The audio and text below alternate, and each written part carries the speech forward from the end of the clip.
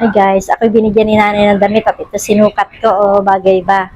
Kasi umorder. Mahilig yan sa damit. Nanay ko na yan. Ayan, nanay ko na yan.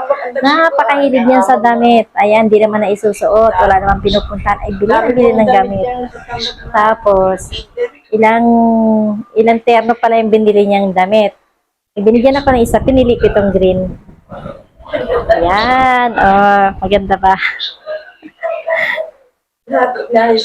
Sabi ng nanay ko, maganda raw sa akin. Gandang-ganda siya sa suot ko. Dahil ito bigay niya, siyempre bigay niya, di ba? No? At gandang-ganda siya sa anak niya. Eh, anak eh. Ayan, ito ay kapalit ng saging.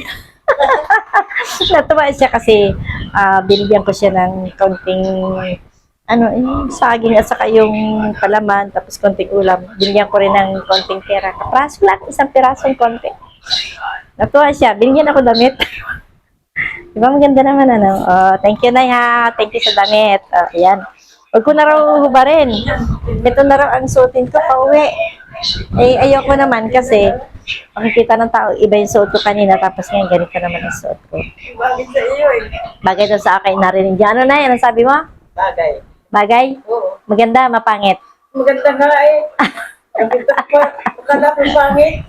Ay, suot mo maganda pala. Kala daw niya pangit. Ang tanong ko naman, magkano naman bili niyo nito? Pero hindi ko babayaran, tanong lang. 450 Ha? ang 450? tatlong yan. 450 is, ibig sabihin, 150 ang isa.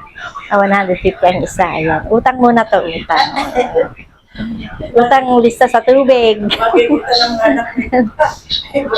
Hindi, walang tao sa bahay, kundi iyan lang at yung aso. Ayan. Inayos ko bigla. Ayan.